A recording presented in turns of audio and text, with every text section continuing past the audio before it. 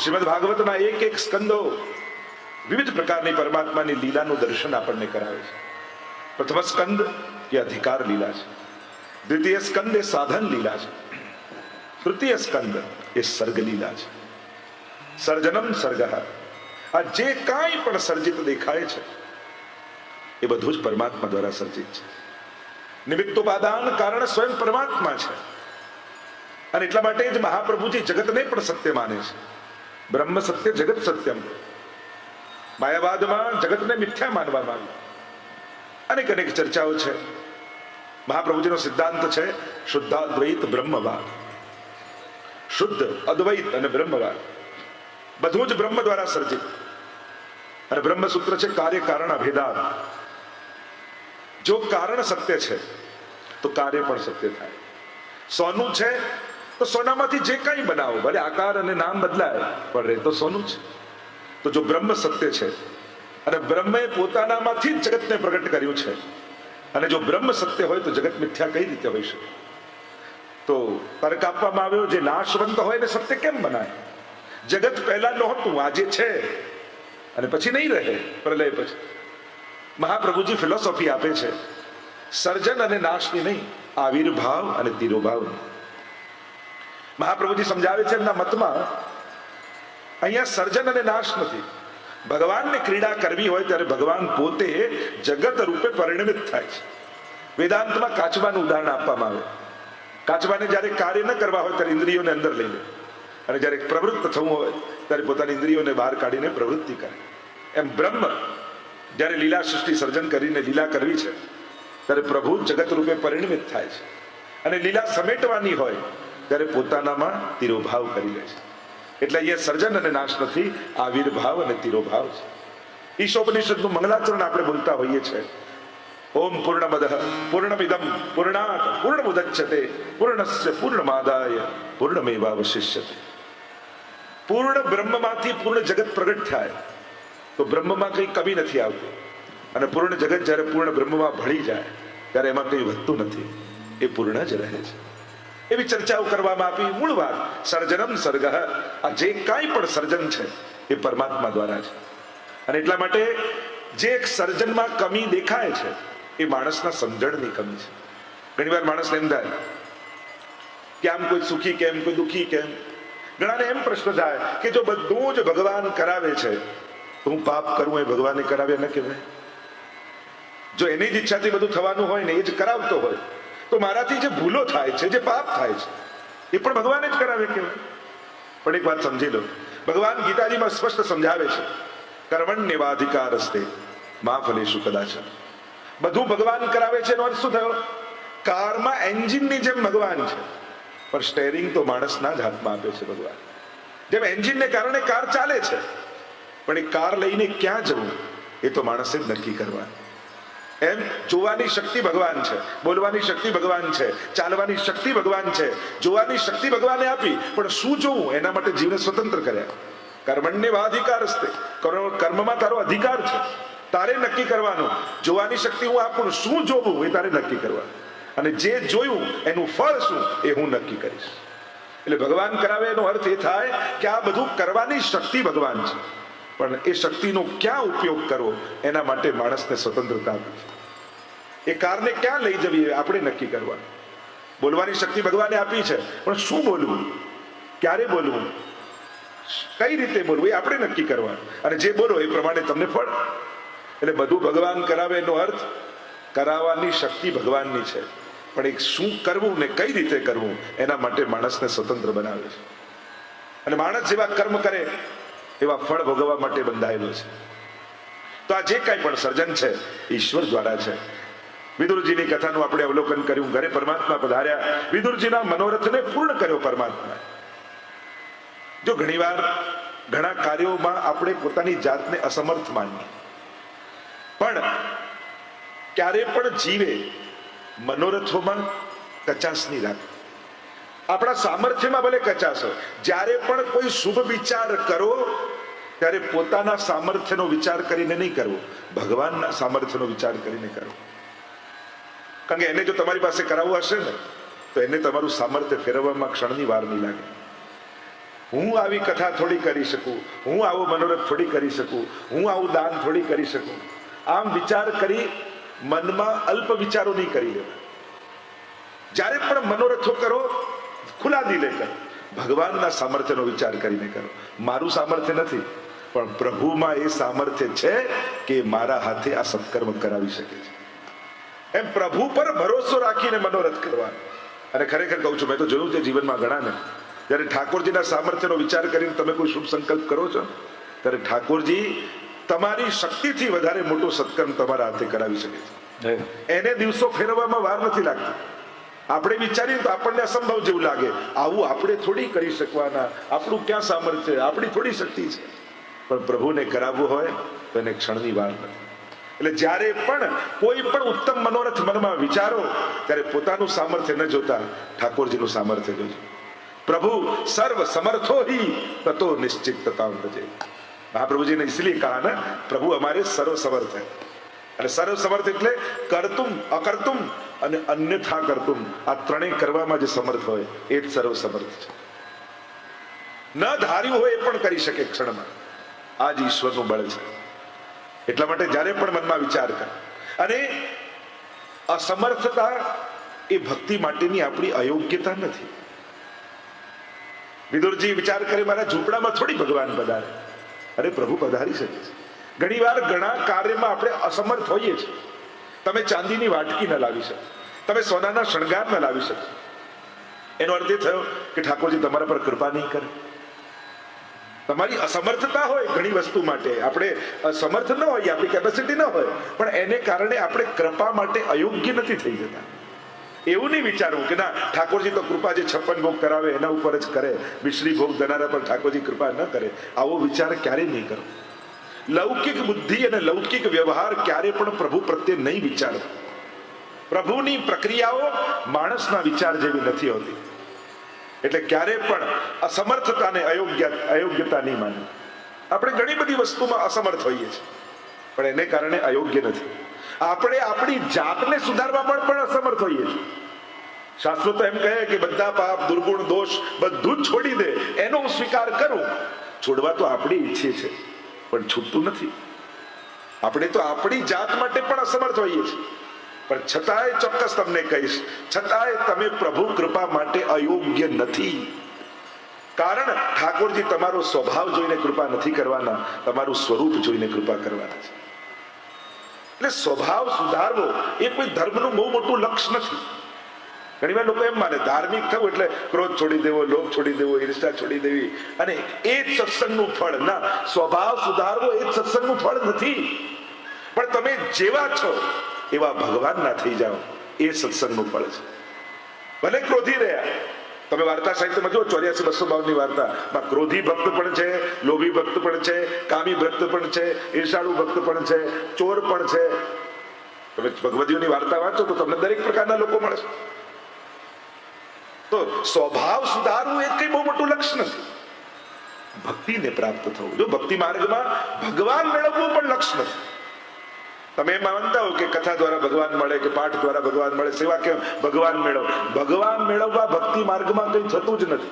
અને ભગવાન મળી જવાય એ ભક્તિ માર્ગની બહુ મોટી કોઈ ઘટના પણ નથી. કારણ કે ભગવાન મળવા જ બધું હોત તો ભગવાન તો રાવણને મળ્યા હતા, કંસને મળ્યા હતા, શિશુપાલને મળ્યા હતા, એને આનંદ આવ્યો?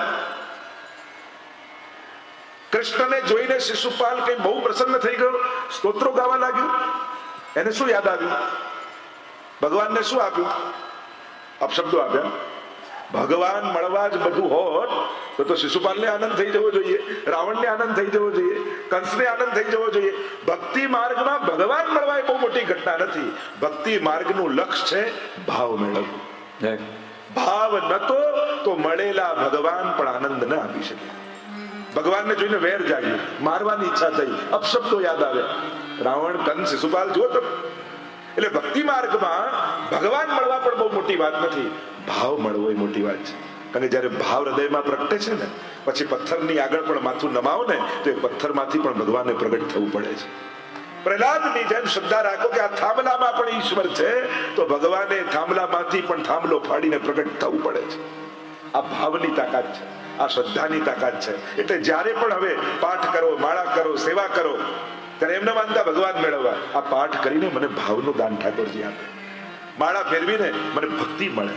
ભક્તિને લક્ષ્ય બનાવશો ને અને ભક્તિ તમારા હૃદયમાં પ્રગટી ગઈ તો તમારે પ્રભુને શોધવા નહીં નીકળવું પડે, એ શોધતો શોધતો તમારા ઘરે આવી જશે. આખી દુનિયાને નચાવનારો એ પરમાત્મા શેષ મહેશ ગણેશ દિનેશ સુરેશ જારી નિરંતર ધ્યાવે, જાઈ અનાદિ અખંડ અનંત અછેદ અભેદ સુવેદ બતાવે, નારદ સે સુખ જાહી રટે પછી હારી તુરી પુરી પાર ન પાવે, તાહી અહિર કી છોહરિયા છછિયા ભર છાછ પે નાચ નચાવે. ત્રિલોકના નાથને આ ગોપીજનો ચુલ્લુ ભર છાછ માટે નચાવે છે. આ તાકાત ભક્તિની છે, ભાવની છે. એટલે હવે જ્યારે પણ લક્ષ્ય બનાવો ત્યારે ભગવાનને લક્ષ્ય બનાવતા ભાવને લક્ષ્ય બનાવજો, ભક્તિને લક્ષ્ય બનાવજો.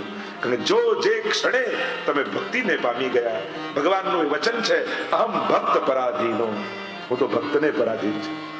અને એટલા માટે ભાવ એ પરમ ફળ છે ભક્તિ માર્ગ. વિદુરજી પર કૃપા કરી છે પરમાત્માએ, મનોરથોને પૂર્ણ કર્યા. 36 વર્ષ યાત્રા કરવા માટે વિદુરજી નીકળી ગયા. બધા જ નિયમોને પાળતા પાળતા યાત્રા કરી રહ્યા છે.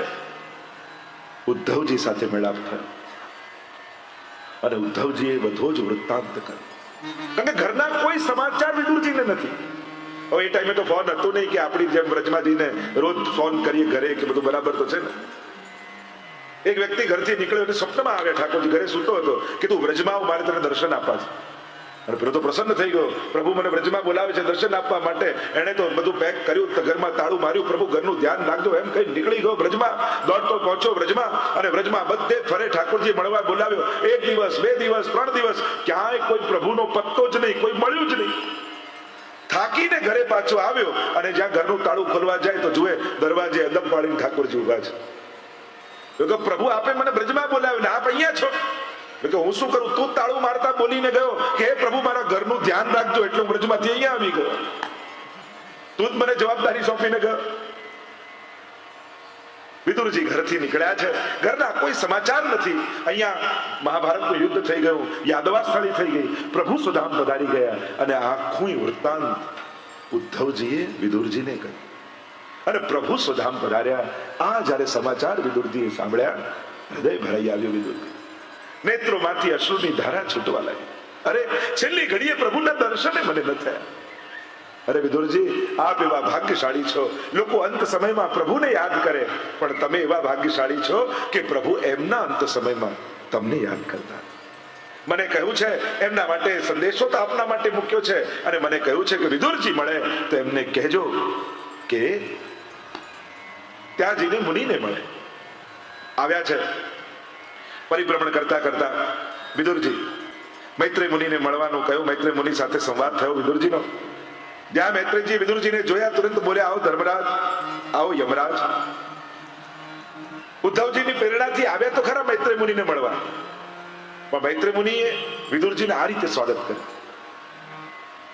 જાણી ગયા કે વિદુરજી બીજું કોઈની સાક્ષાત યમરાજનો અવતાર છે.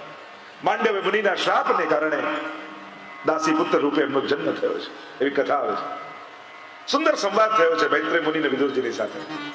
જ્યારે આપણા બધાનો પ્રશ્ન ન હોય એવો પ્રશ્ન પૂછ્યો. આપણા બધાનો પ્રશ્ન શું હોય? દુનિયાનો દરેક માણસ સુખ માટે મહેનત કરે છે, છતાં એને દુઃખ કેમ મળે છે? ક્યારે કોઈ પણ વ્યક્તિ દુઃખ માટે કામ કરે છે? ભલે ખરાબ પણ કામ કરે ને, એમ કે ચલો સુસાઇડ કરીને મરી જાઓ તો સુખી થઈ જાય. સુસાઇડ પણ થાય છે તો સુખી થવા માટે. કોઈ દુઃખ માટે કામ કરે છે દુનિયાનો કોઈ વ્યક્તિ? દરેકને સુખ જોઈએ છે. સુખ જોડે જ આપણને લગાવ છે. દરેક વ્યક્તિ, અરે 2 મહિનાનું બાળક હોય ને, એને પણ ચાવી આપો તો મોઢામાં નાખે, કારણ કે એને મોઢાથી જ સુખ ખબર છે, બીજા સુખ ખબર નથી, પણ એની ગતિ સુખ તરફ તો હોય છે. હવે નાના હોઈએ ત્યારે આપણને બધા શીખવાડે કે આમ બેસાય, આમ બોલાય, આમ ખવાય. કોઈને શીખવાડવું પડે છે કે બેટા સુખ ઈચ્છાય ને દુઃખ નહીં ઈચ્છવાનું? આવું કોઈને સમજાવવું પડે છે? કોઈને શીખવાડવું પડે છે કે સુખની કામના કરવાની ને દુઃખ નહીં ઈચ્છવાનું? કેવી સુખની ડિમાન્ડ આપણા જીવનની છે. આપણે બધા જ સુખી છે. આપણને કોઈ વસ્તુ કે વ્યક્તિ જોડે લગાવ નથી, આપણને સુખ જોડે જ લગાવ છે. કારણ કે એ જ ગમતો વ્યક્તિ જયારે દુઃખ આપવા લાગે તો સંબંધ તોડી નાખે. એ જ ગમતી વસ્તુ દુઃખ આપવા લાગે તો વેચી નાખીએ, ફેંકી નાખીએ, આપી નાખીએ. બાકી કોઈ વસ્તુ વ્યક્તિ જોડે ક્યાં લગાવ છે? એનાથી મળતા સુખ જોડે જ લગાવ છે. કેમ? કારણ કે પરમ સુખના આપણે અંશ છીએ. એ પરમાનંદ આનંદ માત્ર કૃપાદ મુખોદારી દરાદી એ જે ઈશ્વર છે એ પરમ સુખરૂપ છે અને એના અંશ છીએ. એટલે અંશનો અંશી પ્રત્યે સહજ લગાવ હોય, ખેંચાણ હોય. વેદ પણ કહે યો યદંશ સતમ ભજે, જે જેનો અંશ હોય એને અંશીને ભજવું. જમીનમાંથી ઉપાડેલો પથ્થર છોડો, કેવો જમીનમાં પડે? કારણ ગુરુત્વાકર્ષણ બળે કહીએ ને, એનો ટુકડો છે, એનો અંશ છે, એટલે સહજ એનો લગાવ થાય. અગ્નિ તમે નીચે પણ કરો, ઉપર તરફ જ જાય, કારણ કે સૂર્ય એનો સ્ત્રોત છે, એટલે સ્ત્રોત તરફ જાય છે. એમ જીવ આનંદ તરફ જાય છે, સુખ તરફ જાય છે, કારણ કે પરમ સુખના અંશ છીએ. એટલા માટે જ્યારે સમજ નથી ત્યારે સહજમાં આપણે લૌકિક વસ્તુઓમાં સુખ શોધીએ. સમજણ આવે ત્યારે આનંદ તરફ ગતિ થવા લાગે, ભક્તિ તરફ માણસ જવા લાગે. કારણ કે મૂળ સોર્સ આનંદનો એ ઈશ્વર છે. એટલે કે અધ્યાત્મ ભક્તિ એ કોઈ કરવાની વસ્તુ નથી, આપણા લાઈફની ડિમાન્ડ છે. આપણા જીવનની પૂર્ણતા એ ભક્તિ અને અધ્યાત્મ દ્વારા જ આપણે અનુભવ કરી શકીએ છીએ. અને એટલા માટે આધ્યાત્મિકતા વગર, ભક્તિ વગર જીવન અધૂરું જ રહેવાનું છે. ઘણા વાર લોકો એમ કે આ ભક્તિ શું કરવી, માનવ સેવા કરો, સોશિયલ વર્ક કરો, આ કરો, ખૂબ કરો, જરૂર કરવું જ જોઈએ. પણ એ કરીને પણ જો ભક્તિ ન કરી તો આ કરવાનો અહંકાર આવી જશે. જો બે ધર્મ બતાવે શાસ્ત્રોમાં, એક તમે માણસ છો એટલે માનવ ધર્મ, અને બીજા ભગવાનના અંશ છો એટલે આત્મધર્મ. આ બંને ધર્મ પાળો ત્યારે સાચા અર્થમાં ધાર્મિક કહેવાય. તમે માણસ છો એટલે તમારે મદદ કરવી જ જોઈએ માણસને, બહુ સાચ છે. આ કોઈ ઉપકાર કરતા નથી, આપણી ફરજમાં આવે છે. એમ જ તમે અંશ છો તો તમારે અંશીને ભજવો જોઈએ. આ બંનેને જ્યારે નિભાવો. એ તો ઘણી વાર લોકો છે ને એવા રોંગ લોજિક આપી આપીને આપણે ફસાવી દે, માનવ સેવા કરવી કે પ્રભુ સેવા કરવી. પણ આ બંને ઓપ્શનમાં છે જ નહીં.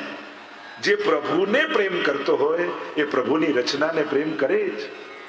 જે પ્રભુની ભક્તિ કરનારો હોય એનું હૃદય એટલું કોમળ હોય જ કે કોઈનું દુઃખ જોઈ જ ન શકે. આ ઓપ્શન છે જ નહીં. એક ગંતવ્ય તરફ જવાના પડાવો છે. તમે અમદાવાદથી મુંબઈ જાઓ તો બરોડા અને સુરત રસ્તામાં આવી જ જાય, તમારે સ્પેશિયલ જવું જ ન પડે. એમ તમે ભગવાનને ભજવા નીકળો તો માનવ સેવા, જીવ દયા, પ્રકૃતિની સેવા, આ બધું રસ્તામાં આવનારા પડાવો જ છે. એને કાંઈક છોડીને જુદું કરવાની જરૂર જ નથી.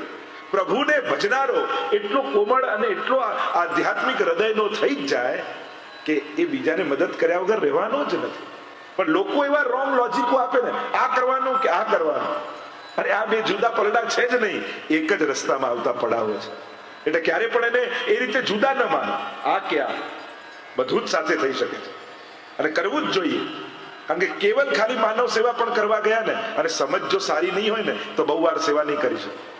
કારણ કે સારું કરવા નીકળ્યા હોઈએ એટલે એવું નહીં માનવું કે આપણને બધા સારા જ લોકો મળશે. ડગલે ને પગલે ખોટા અનુભવો થવાના. પણ જો સત્સંગ નહીં કરતા હો ને તો એક કડવો અનુભવ પણ તમારા હાથેથી સત્કર્મ જૂટવી લેશે.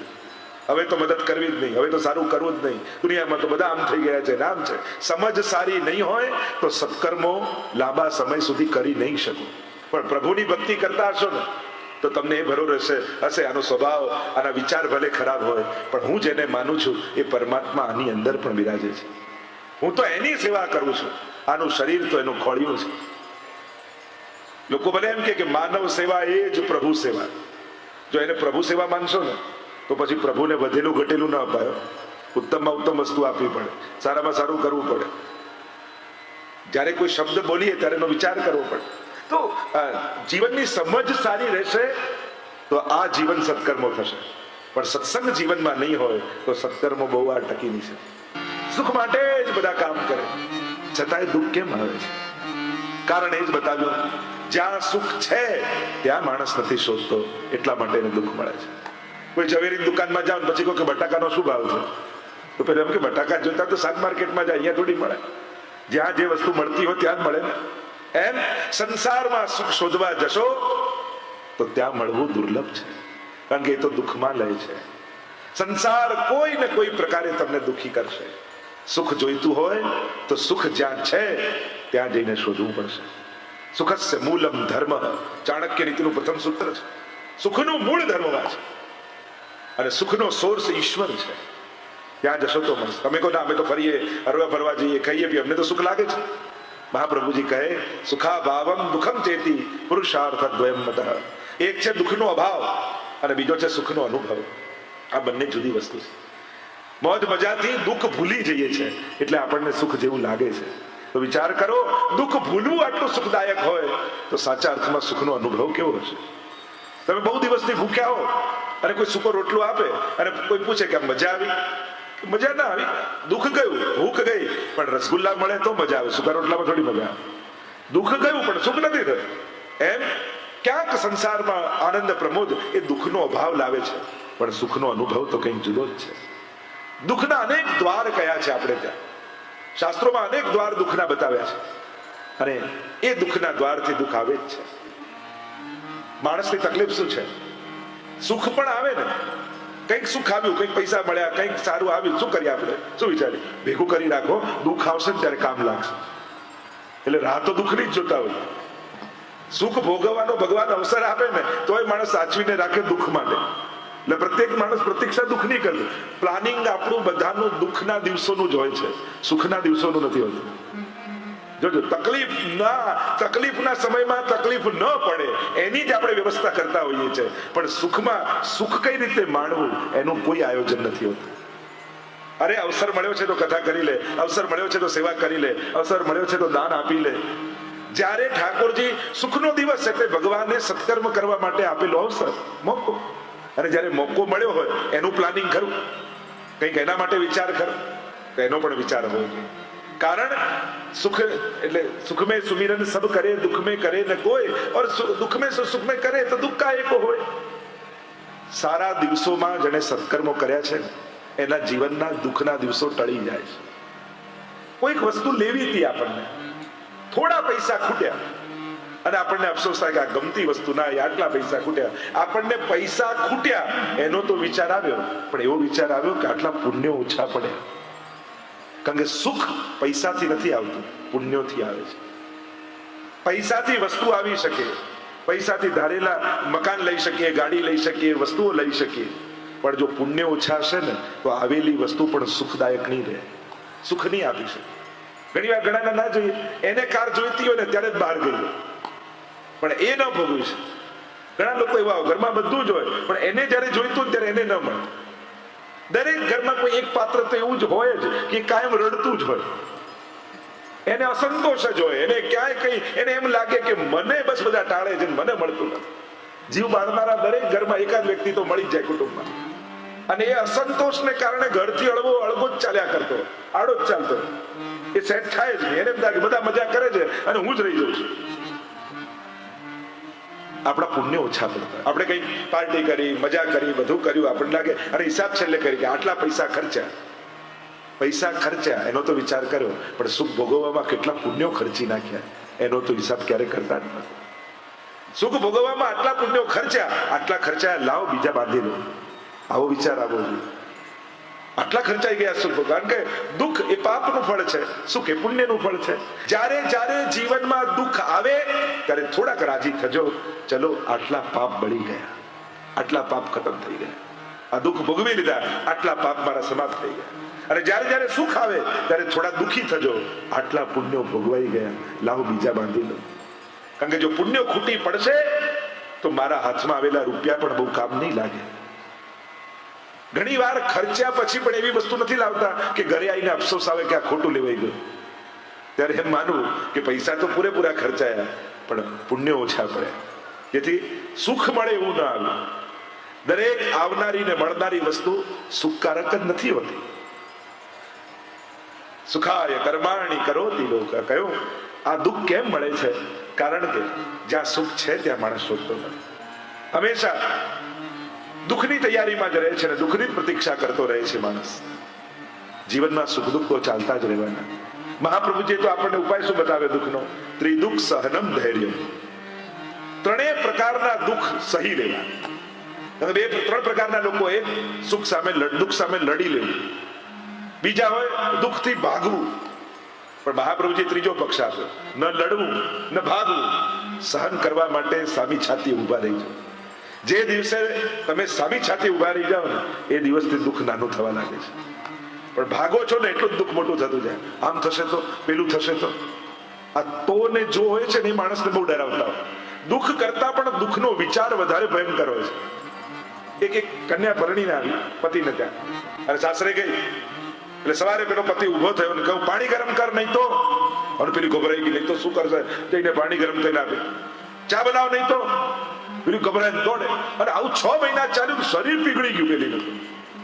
ગભરામણમાં શરીર પાતળું થઈ ગયું. અને પિયરે આવી અને માએ જોયું કે તારું શરીર આવું કેમ, તને સાસરામાં કઈ દુઃખ છે કે? દુઃખ તો ઠીક, પણ આમનું જે તો છે ને એ બહુ ખતરનાક છે, એવી ડરી જઉં છું. અરે સીધે સીધું મોઢા પર કહી દેવું, નહીં તો શું કરી લેશો? થોડી હિંમત રાખ. સાચી સલાહ દીકરીને તો માં જ આપે. એક બહુ એને માં જોડે વાત કરતી હતી તો પતિએ ફોન ઉપાડ્યો, પૂછ્યું કે પેલા બેન ઘરમાં છે? તો કે રિચાર્જ થઈ રહ્યા છે. કારણ કે તો ચાર્જિંગ તો ત્યાંથી જ થાય. કહ્યું કે જા કહી દે. અને સવારે પેલા ચા માટે કહ્યું કે ચા બનાવો, નહીં તો. પેલી કે નહીં તો શું કરી લેશો? કે જાતે બનાવી લઈશ. આ તો બધા અવાજ છે. આપણા જે અજ્ઞાત ભયો છે ને આવા જ હોય છે. જયારે સામે આવીએ છે ને તો લડી લેવાની તાકાત આપણામાં હોય છે. પણ આમ થઈ જશે તો, આમ નહીં થાય તો, પેલો નહીં આપે તો, પેલો મદદે નહીં આવે તો. જ્યાં સુધી પરાધીનતા છે ત્યાં સુધી સુખ જીવનમાં નહીં આવે. જે દિવસે ઈશ્વર પર ભરોસો જાગશે અને એમ થાય ના પ્રભુ મારી સાથે છે, એ દિવસ સહજ સુખ જીવનમાં પ્રગટ થશે. પ્રશ્ન કર્યો છે, સમજાવતા કહ્યું કે સુખ તો ઈશ્વરના હાથમાં છે. માણસ મદદ કરી શકે, સુખી ન કરી શકે કોઈ. આગળ પ્રશ્નો કર્યા, સૃષ્ટિ વિશે એક પ્રશ્ન કર્યો કે આ સૃષ્ટિનું સર્જન કઈ રીતે થાય છે. અને ત્યારે સૃષ્ટિ સર્જનનો ઇતિહાસ મૈત્રેય મુનિ વિદુરજીને સંભળાવે છે. ભગવાનના નાભીમાંથી કમળ, કમળમાંથી બ્રહ્માજીએ મનુ અને શત્રુપાને પ્રગટ કર્યા. પ્રથમ દંપતી. જેમ બાઇબલમાં આદમ અને ઈવની કથા આવે છે એમ ભાગવતમાં મનુ અને શત્રુપાની કથા છે. આ પ્રથમ દંપતી છે. આ મનુના પુત્રો જ મનુષ્ય કહેવાય. આજ્ઞા કરી કે જાઓ મૈથુની સૃષ્ટિનો વિસ્તાર કરો. કહ્યું કે પૃથ્વી તો રસાતલમાં હિરણ્યાક્ષ લઈ ગયો છે. પેલા પૃથ્વીને બ્રહ્માંડમાં પ્રસ્થાપિત કરો, અનુકૂળ ઋતુ અને કાળ બનાવો, તો મૈથુની સૃષ્ટિનો વિસ્તાર થાય. અને ખબર પડી કે હિરણ્યાક્ષ આ પૃથ્વીને રસાતલમાં લઈ ગયો છે. એ જ સમય બ્રહ્માજીની નાસિકાથી બોલો વરહા ભગવાન કી જય, વરહા ભગવાનનું પ્રાગટ્ય થયું. શુકરના રૂપમાં પ્રગટ થયા. પૃથ્વીને શોધવાની છે ને, આજે પણ શુકરને તમે જોશો તો પૃથ્વીને સૂંઘતો જાય. નાકમાંથી પ્રગટ થયા. કેમ? કારણ કે પૃથ્વીનો ગુણ ગંધ છે અને પૃથ્વીને શોધવાની છે, એટલે નાસિકાથી પ્રગટ થયા. વરહા એટલે કોણ? વર એટલે શ્રેષ્ઠ, અહ એટલે દિવસ. શ્રેષ્ઠ દિવસ કયો? તો જીવનમાં તમે ઘણા બધા ડિસિઝન લીધા હશે, મોટા નાના મહત્વના. આપણે કેટલા બધા આજ સુધી જીવનમાં ઘણા બધા નિર્ણયો લીધા છે. એ બધા જ નિર્ણયોમાં તમારા લાઈફનો સૌથી બેસ્ટ ઉત્તમ નિર્ણય કયો? જો તમે બેસીને ક્યારેક વિચાર કરો તમારા લાઈફ કે આજ સુધી મેં ઘણા બધા નિર્ણય લીધા, એમાંથી શ્રેષ્ઠ નિર્ણય મારો કયો? તો જો મારી દ્રષ્ટિએ વિચાર કરો તો જે દિવસે તમે બ્રહ્મ સંબંધ લેવાનું નક્કી કર્યું ને કે ઠાકોરજીના થઈ જવું છે, એનાથી શ્રેષ્ઠ બીજો કોઈ નિર્ણય નહોતો. કારણ કે બાકી બધા જ નિર્ણયો તમને સંસારમાં બાંધનારા હતા. આ એક તમારો નિર્ણય ભગવાન સાથે તમને જોડનારો હતો કે મારે આજે ઠાકોરજીના થઈ જવું છે. અને જે ક્ષણે ભગવાન આપણા જીવનમાં પ્રવેશે ને એનાથી ઉત્તમ બીજો કોઈ સમય નથી. મિલે ગોપાલ સોહી દિન લીખો, પ્રભુ મળે એનાથી ઉત્તમ બીજો કોઈ દિવસ નથી. જે દિવસે પ્રભુ તમને યાદ ના આવે, ભલે ધંધો સારો થયો, જોબમાં દિવસ સારો ગયો, પણ શાસ્ત્ર એમ કહે છે કે આનાથી ખરાબ બીજો કોઈ દિવસ નથી.